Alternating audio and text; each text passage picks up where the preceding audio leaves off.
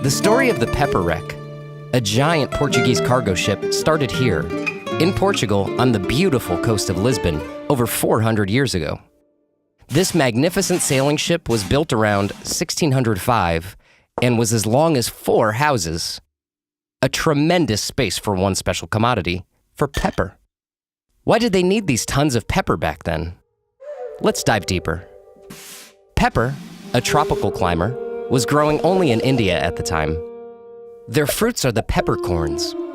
When harvested, they are green, and 4 days later, the sun turns them black. The Europeans were deeply in love with these wrinkled globules because pepper reduces ailments, and it also helped in the kitchen. The sharpness of the spice covered the foul taste of older food. And meat, when treated with pepper, also lasted longer. In times without a fridge, that was pretty handy and extremely expensive. The spice was considered black gold and made many traders very wealthy. 2 pounds of pepper was worth as much as 80,000 euros today. For centuries, the trade of pepper ran only over land. The further it traveled, the more expensive it became. This annoyed one Portuguese prince in particular, Henry the Navigator. He smelled a business opportunity. With his own way to the spice, he could benefit from the pepper hype as well. So Henry got the idea of a sea route. He thought if ships were to sail around the coast of Africa, they would reach India. Quite crazy at the time. There were no maps at all. Well, that did not stop Henry. Since 1418, he had sponsored many explorations and really earned the title of Initiator of the Age of Discoveries the world would later give him. The explorers found out that the west coast of Africa was much longer than they had thought.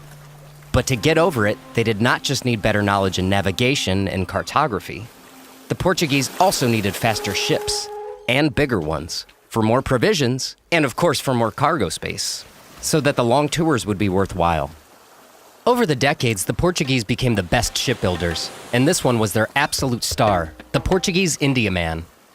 A very apt name as it turned out, because with such a giant ship, they finally did it. 1498. The Portuguese navigator Vasco da Gama was the first European who sailed to India. He was the first who brought back a shipload of black gold to Portugal. So the sea route was opened, and the Portuguese built more and more gigantic ships and sent them to the pepper, like the pepper wreck. After a 6-month journey to India, the pepper wreck took off again, filled to the brim with peppercorns, past Madagascar, around Cape of Good Hope, and Portugal in sight again. Just a few miles from the port of Lisbon, the wind was getting stronger. The sun went down and the night turned the wind into a violent autumn storm. The crew of the pepper wreck did their best, but the ship ran aground, broke in 2 parts and sunk very quickly. The story of the pepper wreck is a sad one, but without her destiny, archaeologists wouldn't have found her, and we would know much less about these times.